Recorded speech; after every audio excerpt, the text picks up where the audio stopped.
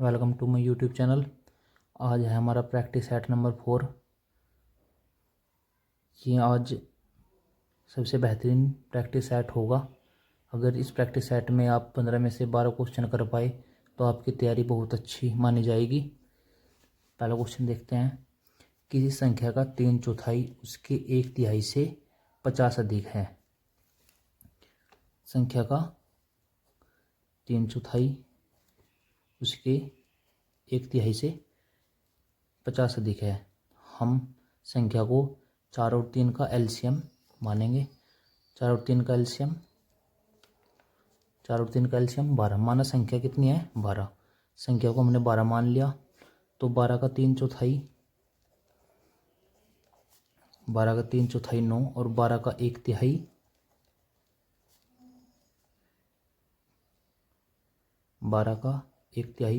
4। 12 का 1/3 4। तो इसने बोला है कि 12 का 3/4 संख्या के 1/3 से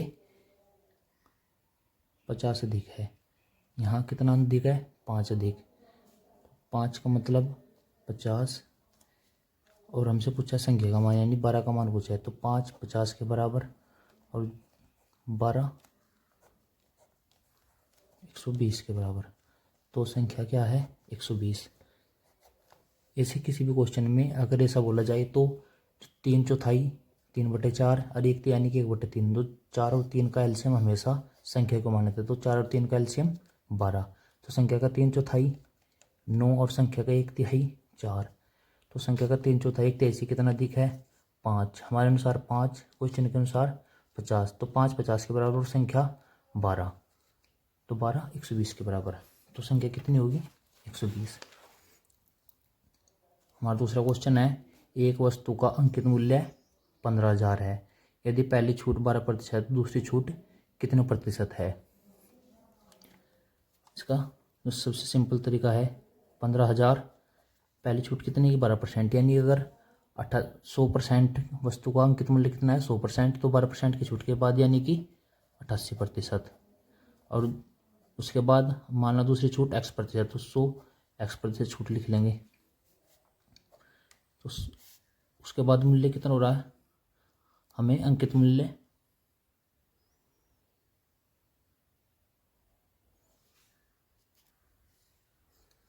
यदि वस्तु का अंतिम मूल्य 12,078 रुपये। सो दोस्तों ये मिस्टेक थी क्वेश्चन में। तो वस्तु का अंतिम मूल्य 12,078 रुपये है।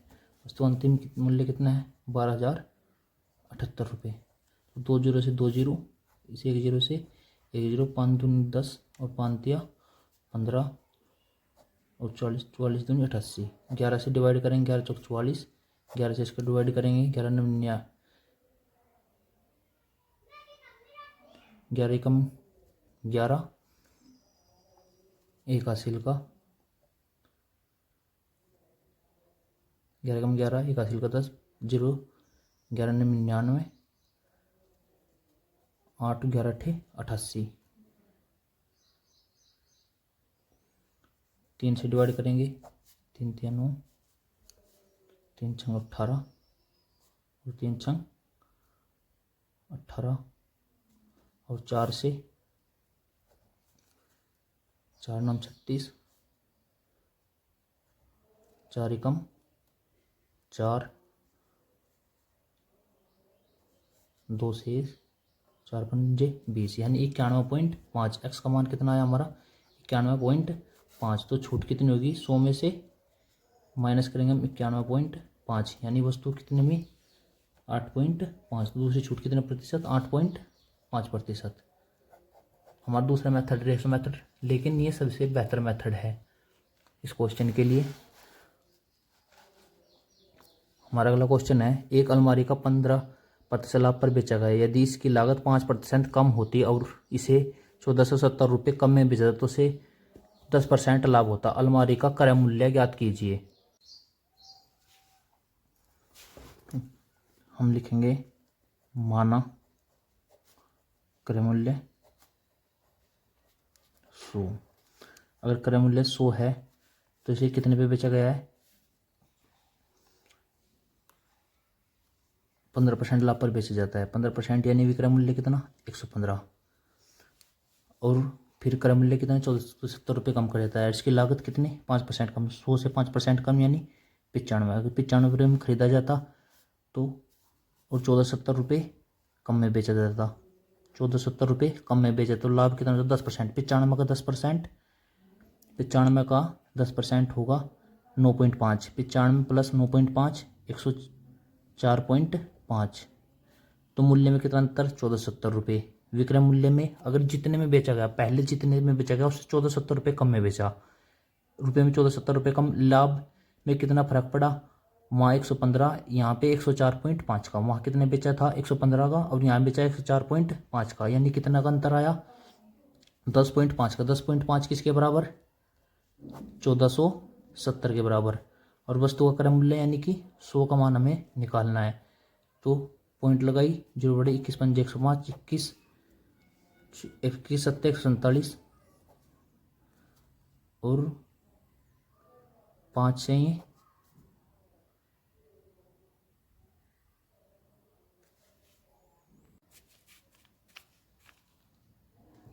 तो 70 को 5 से डिवाइड करके कितना आएगा 14 बार कितना 14,000। तो वस्तु का क्रय मूल्य कितना था 14,000 रुपये।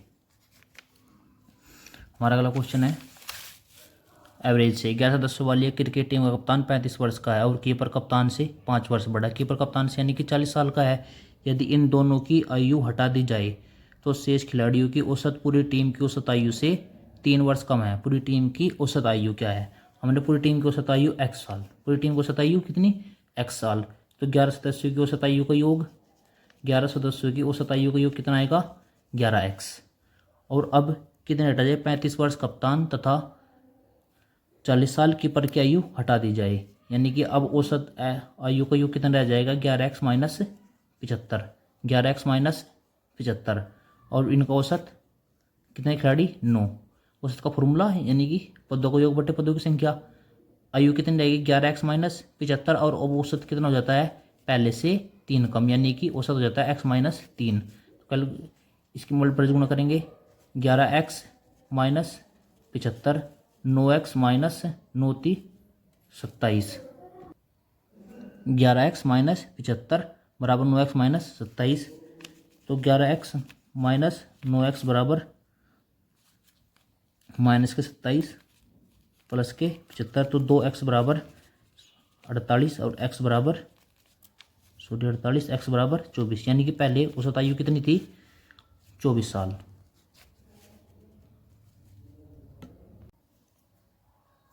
हमारा अगला क्वेश्चन है आयु से ABC की औसत आयु दी है 20 वर्ष। ABC की औसत आयु 20 वर्ष।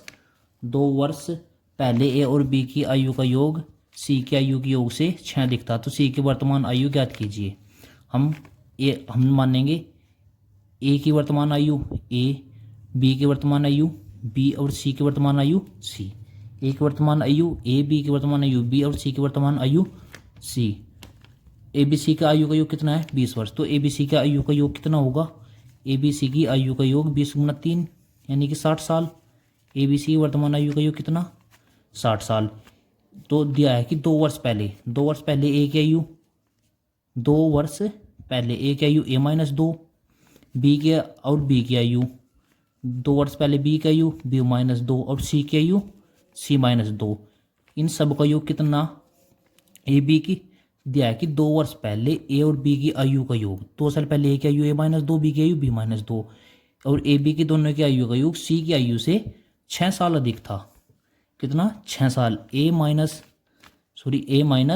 2 प्लस B माइनस 2 और इनका योग और C के योग में कितना अंतर दिया है,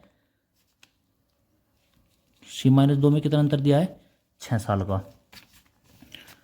तो हम करेंगे A plus B minus 4 minus के C और प्लस के 2 बराबर के 6। तो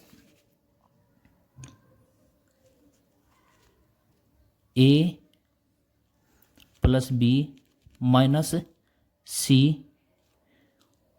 और G बराबर 6 प्लस के 2। तो A प्लस B और माइनस के C बराबर 6 प्लस 2 यानी कि ए प्लस बी बराबर सी प्लस के 6। ए प्लस बी बराबर कितना आया, सी प्लस के 6। तो सी, तो इन तीनों का योग कितना था, 60 साल, यानी कि ए प्लस बी प्लस सी कितना था हमारा 60। तो ए प्लस बी का मान यहाँ रखेंगे, ए प्लस बी का मान कितना, सी प्लस 6 प्लस सी बराबर कितना 60। तो इधर जाके ये घट जाएगा, तो 2c बराबर आएगा हमारा 60 में से 6 जाके, सॉरी ये यहाँ पे कितना होगा 8 साल। ये कितना होगा 6 और 2 8, तो ये कितना होगा 8। तो 2c बराबर 60 में 52 और c बराबर 26 साल, यानी c की वर्तमान आयु कितने साल है 26 साल। c की वर्तमान आयु कितनी 26 साल। हमारा अगला क्वेश्चन है 20%, 35%, 10% की 3 क्रमागत छूट किस एकल छूट के बराबर होगी। तो 20% की फ्रैक्शन वैल्यू 1/5, 35% की फ्रैक्शन वैल्यू करेंगे हम 35/100 यानी कि 7/20, और 10% की फ्रैक्शन वैल्यू 1/10। तो 5 की वस्तु थी, उस पर 1 की छूट यानी कि 4, और 20 पे 7 की छूट यानी कि वस्तु बेची 13 में, और 10 पे 1 की छूट यानी 10 9। इसको हम 2 से डिवाइड करके इसको 10 कर लेंगे, ये 2 ये 5/2 से, तो 5 5 25 25 दशम 250, तो 13 9 117, 13 9 117, 250 की चीज़ कितनी बेची गई 117 में, तो कितने की छूट दी 133 की छूट। 250 पे कितने की छूट 133 की, गुना 100, 0 से 0, 5 5 25, 5 दूनी 10, तो 133 गुना 2 यानी कि 266/5। तो उसको डिवाइड करेंगे 5 5 25, यहाँ पर 1 शेष बचा, 5 या 15 है, यानी कि 53 पॉइंट कुछ आएंगे 53.2। तो एक किसी एकल छूट के बराबर होगी 53.2 के। हमारा अगला क्वेश्चन है साधारण ब्याज से। दिया है कि 28,000 रुपये पर 10% ब्याज दर से 3 वर्ष में प्राप्त साधारण ब्याज x रुपये है, और 6500 पर 14% की दर से y वर्षों में प्राप्त साधारण ब्याज 1736 है। तो x/y, सवाल में दिया क्या है कि 28,000 पर 10% वार्षिक दर 3 वर्ष में प्राप्त साधारण ब्याज कितना होगा x रुपये। तो हम पहले निकाल लेंगे कि 2800 रुपये पर 10% वर्ष की दर 10% वर्ष की दर से 3 वर्ष में कितना परसेंट, यानी कि 30%। तो 2800 का 30%, कुल कितना ब्याज मिला उसे 28 × 84, यानी कुल कितना ब्याज मिला 840। तो एक्स का मान तो हो गया हमारा 840 रुपये। तो 6200 रुपये और 14% की दर से वाई वर्ष में प्राप्त साधारण ब्याज 1736। तो 6200 रुपये कितना ब्याज मिला 1736, किस दर से 14%। हमें समय निकालना है 1736 6200 गुणा 14 गुणा x/100 हम निकाल लेंगे। इस 7 दूनी 14 और 7 से 7 दूनी 14, बल्कि 14 से डिवाइड कर ले, 14 कम 14 और 14 से 14 कम 14, 3 14 दूनी 28, 14 दूनी 28 और 14 चौका 56, और 62 दूनी 124, यानी कितना मान आया x बराबर 2, यानी कि 2 साल, यानी कि 2 साल। y का मान कितना आया, y बराबर कितना, y बराबर कितना 2 साल। तो हमें पूछा x/y का मान, x/y यानी कि 840/2 कितना 420। तो x/y का मान कितना आया हमारा 420, x/y का मान कितना 420। हमारा अगला क्वेश्चन है लैस ऐसे। दिया है कि 2 संख्याओं का अनुपात 3:4 है, यदि उनके मैसे तथा लैसा का गुणनफल 27, 2 संख्याओं का योग, दोनों संख्याओं का क्या बताना है योग। तो हमारे फॉर्मूला होता है लैसा गुणा मैसा बराबर होता है हमारा पहली संख्या गुणा दूसरी संख्या, पहली संख्या गुणा दूसरी संख्या। तो लैसा मैसा गुणनफल दिया इन्होंने खुद 2700, और जी संख्याओं का अनुपात कितना है 3 और 4, तो हमने संख्या मान ली 3x और 4x, ये हमारी संख्या होगी 3x और 4x। तो 3x गुना 4x, 3 से 900 बार और 4 से 25, 25 नम्मा 25 चौका 100, 25 नंबर 225, यानी कि एक्स स्क्वायर का बराबर कितना मान आया हमारा 225, और जी एक्स का मान आएगा 15। तो संख्याओं का योग कितना 3 और 4 7, 3 और 4 7 एक्स। तो संख्या को गुणा, तो संख्याओं का योग कितना होगा 7 गुणा 15, 15 सत्ते 105। संख्याओं का योग कितना होगा हमारा 105। हमारा अगला क्वेश्चन है a प्लस 1/1+1/2 प्लस 1/3 में बराबर का 9/10 है, तो a का मान। तो हम इस क्वेश्चन के सोल्व करते हैं, जिसका बटा कुछ नहीं, इसका बटा 1 रख लेते हैं। सबसे पहले तो 3 दूनी 6, 1 कम 1, तो कितना आया हमारा 1 प्लस 1/1 प्लस यहाँ क्या आएगा हमारा 3 दूनी 6 और 1 7, यानी कि 7/3 कितना आएगा 7/3, और 3 ऊपर चला जाएगा 7, 3 कहाँ चला जाएगा हमारा ऊपर, और 7 रह जाएगा नीचे। तो फिर इसे सोल्व करेंगे 1 बटा लेके, 7 कम 7 और 3 10, तो यहाँ आ जाएगा हमारा 1 प्लस 1/7 ऊपर चला जाएगा और 10 नीचे, और इसके बराबर क्या है हमेशा 9/10, बराबर क्या रहेगा हमेशा 9/10। तो 10a प्लस के 7/10 बराबर के 9/10, 10 से 10 कट जाएगा, 10 से 10 कट जाएगा, तो 10a बराबर 9 माइनस 7, a बराबर 10a बराबर कितना 2, और a बराबर 1/5, a का मान कितना 1/5। हमारा अगला क्वेश्चन है मिश्रण से 60 लीटर दूध के एक मिश्रण में 40% दूध है, 40% दूध है, तो 60% क्या होगा पानी होगा, यानी कि कितना अनुपात है 2:3 का अनुपात। तो मिश्रण में दूध की मात्रा 60% करने के लिए इसमें कितना दूध मिलाना होगा, क्या मिलाना होगा दूध। अब दूध की मात्रा को कितना करना है 60%, दूध की मात्रा कितना करना है 60%, यानी कि पानी कितना होगा अब 40%, यानी कि 3:2 कितना करना है 3:2। हम फाइनल रेशो दिया हो और पहले रेशो फाइनल रेशो दिया हो कुछ मिलाने के बाद, तो हम ऐसे क्वेश्चन को ऐसे लिखेंगे पहला अनुपात 2:3, अब अनुपात 3:2। तो इसमें हमें कितना दूध मिलाना है ना, पानी तो सेम रखना है, दूध मिलाना है, लेकिन पानी क्या रखना है सेम। जो चीज़ सेम रखना है उसके नीचे 0 लिखेंगे, और जो चीज़ मिलानी है उसके नीचे x, यानी कि हमने x मिलाया।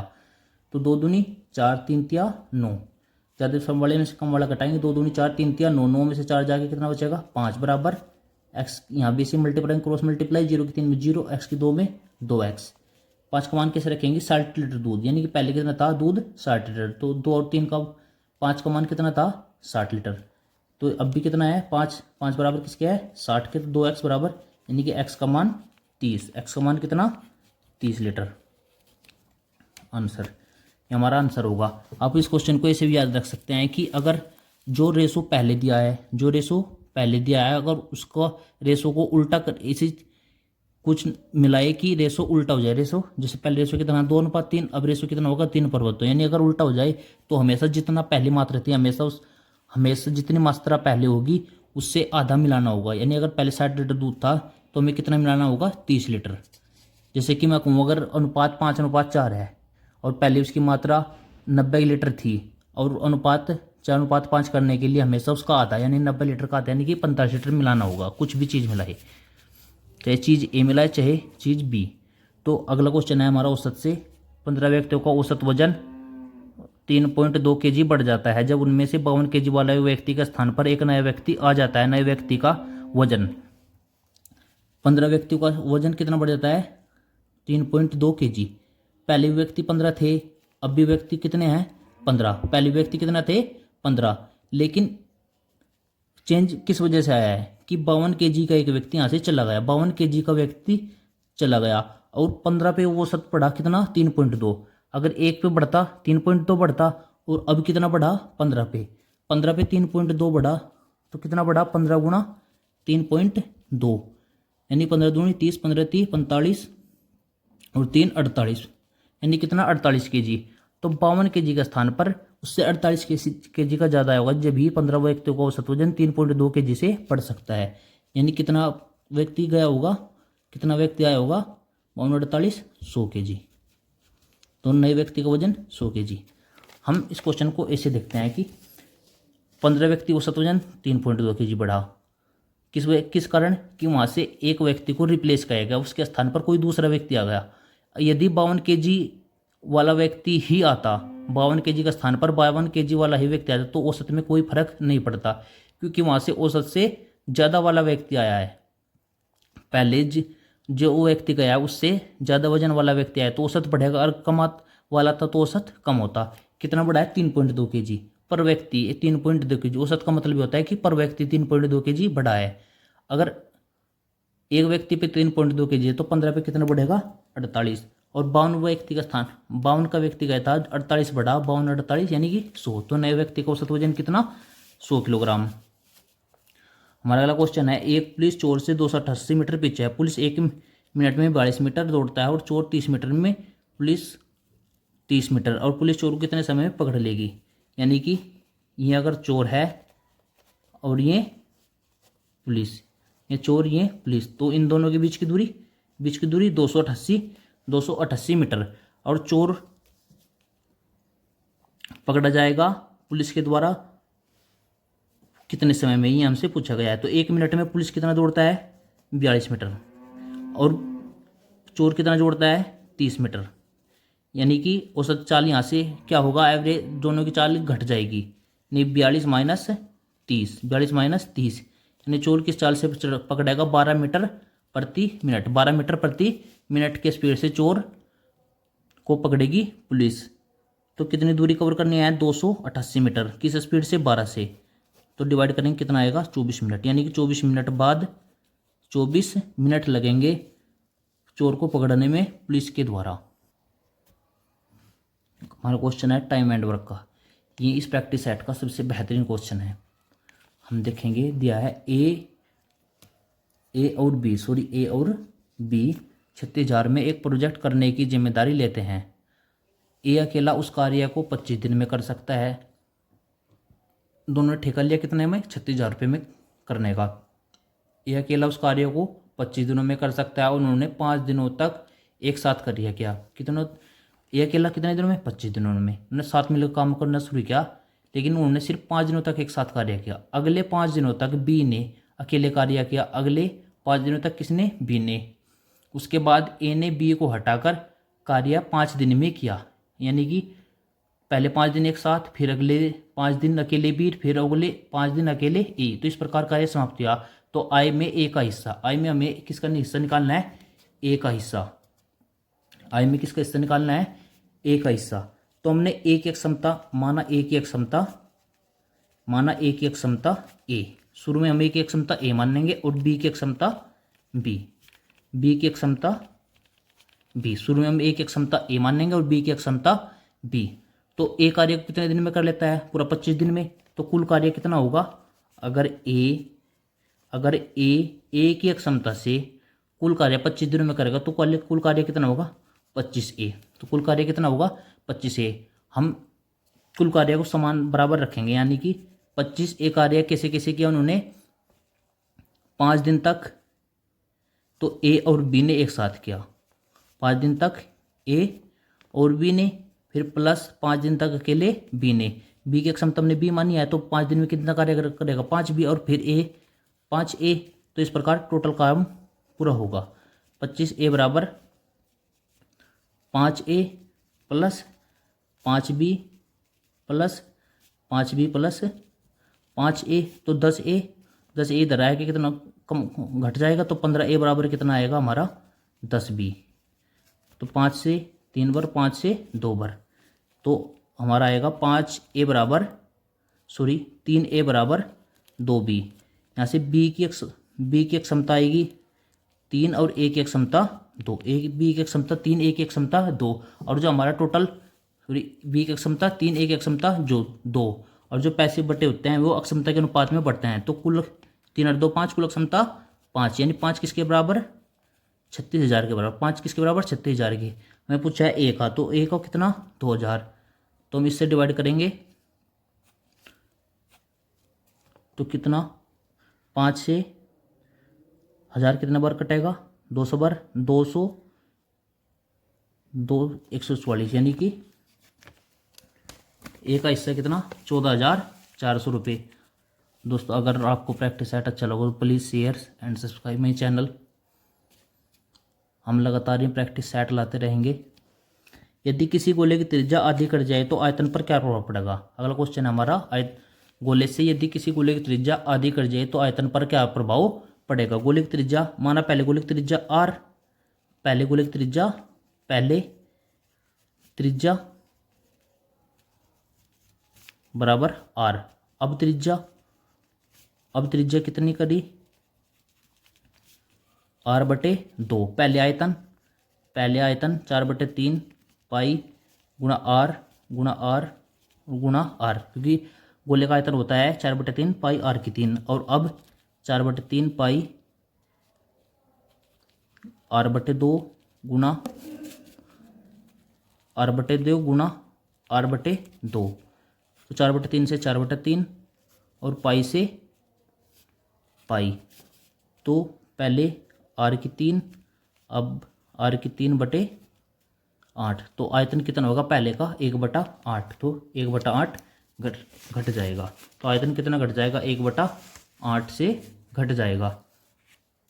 अगला क्वेश्चन है, 3 कारों को समान दूरी तय करने में लगने वाला समय का अनुपात 12:15:10। तीनों कारों का चाल का अनुपात दिया है कि तीनों कारों को समान दूरी यदि